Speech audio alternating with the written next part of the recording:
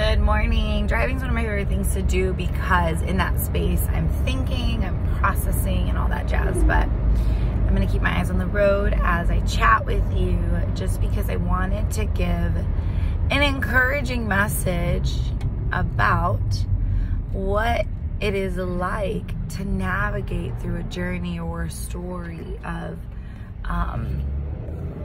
building a business. I today am super slammed with kind of back to back events. I'm doing a presentation. In 10 miles, turn left onto 8th Avenue Southwest. Thanks, Siri. And then right after that, I have like a virtual meeting over Zoom. And then I'm just taking a little break to see my good friend. And then after that, I have like another commitment. I think it's virtual as well. But I was reflecting on, I'm like, how am I gonna commute from this location to the next location to get somewhere quiet? I don't necessarily want to be at a coffee shop because I feel like this call really needs the silence of a space, but I'm driving to another city, so I don't have the luxury of having my own space or office. I'm going, you know. And then I was like, oh, I'm gonna take the call in my car, blur the background, change the background image, whatever. And then it occurred to me that when I was building my business and I was broke, when I say broke, I mean your girl had no money, honey. When I say no money, I mean like I would keep my lights off, and I had too much pride to really ask my family for help. And my friend Adam, he would shop at Costco because I had better deals, but that means, you know, he'd get double the orange juice, a lot of yogurts, double the spinach bags, double the eggs. And I remember he would share with me, he would drop off like half of his groceries, and that was my saving grace, like week by week. Yeah, like the fact that I'm remembering that is crazy. Like I remember I got really creative with eggs and spinach, man. And I could eat yogurt for breakfast regularly. Like the routine of something was really, and he would give me carrots. I remember that because I remember creating like an orange juice carrot smoothie with the yogurt and with the spinach, and it was delicious and it worked. But yeah, like, and I would just blend that in my blender.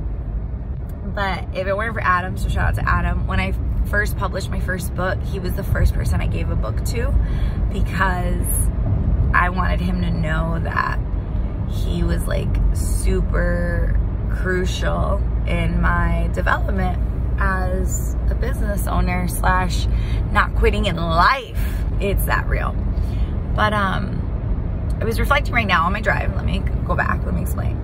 On the season where I was, where I was broke like a joke. And in addition to somebody providing groceries for me, which was a saving grace food-wise, I didn't have internet because I couldn't afford it. Like the expense of $20, $30, $40 a month of internet was too much for me. I didn't have the money to do it. And so instead, I would drive to this, it's the Lansing Public Media Center. I would use their internet in their parking lot to submit emails or contact people. And most of me trying to get businesses was showing up in person, was driving and asking to speak to the business owner and trying to get marketing deals. Or phone calls. I would cold call businesses and try to set up a meeting. But I remember when I needed internet, I would drive to this parking lot, and I had too much pride and to ask for help, right? And I would just use the internet for free. Is that morally wrong? I don't know. But I was reflecting today because now I'm going to use a parking lot with internet to take the Zoom call, but under such different circumstances. I have a place that I can call my own, that's really precious and beautiful and spacious. Probably the biggest space I've lived in quite some time, maybe ever, on my own, without a roommate or without, you know, family help. Like, So that's a blessing. But then B, you know, like, I'm using the internet in this parking lot because I need silence, not out of necessity, but out of like want.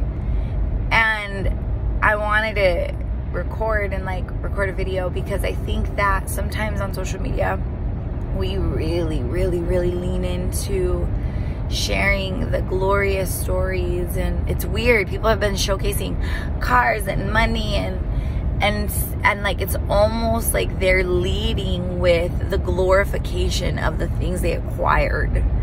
And the Bible talks about how the love of money is the root of all evil. So money itself isn't evil. Money is an object, kind of like a brick, right?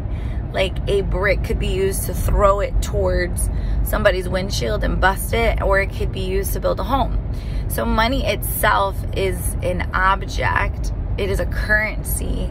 It is not bad. However, the love of money, in other words, you know, truly putting that above other things, is in itself evil.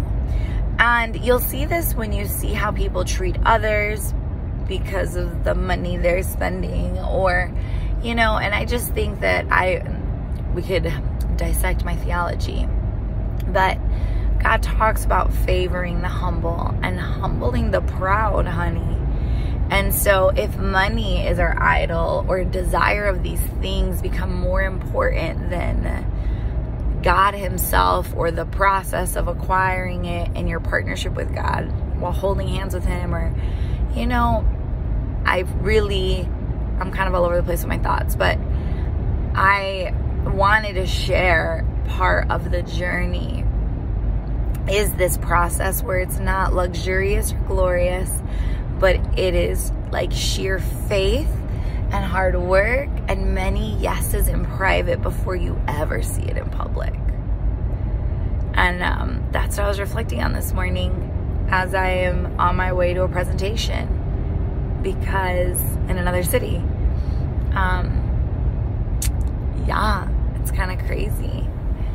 And I'm so grateful for the hustle and the hard stuff, because that worked a hustler muscle in me, and a humble, grateful one. So even now, right, when things start to look grim or not so good financially, the mindset shifted from, wow, I am broke, period, to, wow, I need to figure out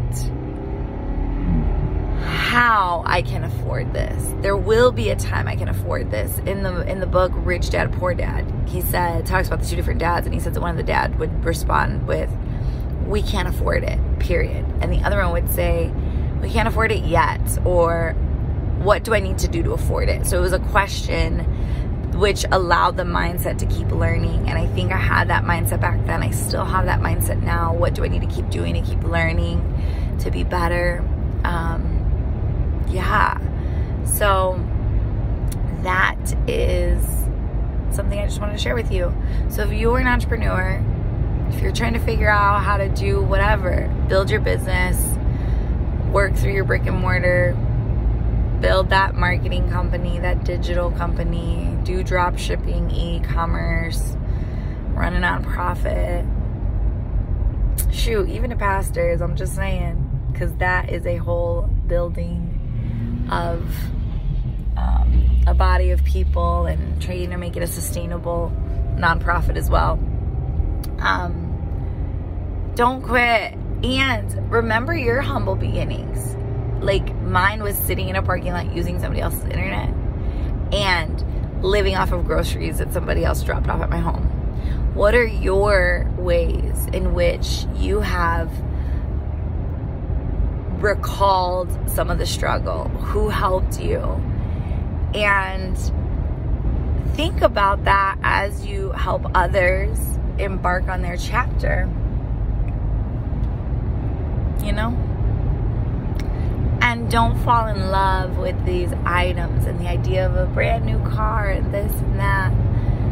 Fall in love with who you are becoming in the process. Fall in love with how God is providing for you in the process.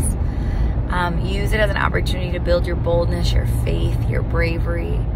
Faith is hope for the things unseen. And so work that muscle where you can vision cast and dream and think through, how can I afford this? How can I grow into this? Yeah. I love you all, and I wish you incredible success today. I really hope this video is helpful, is beneficial, is inspiring. And if there's anything you really want me to talk about, can you comment below? Thanks. Love you.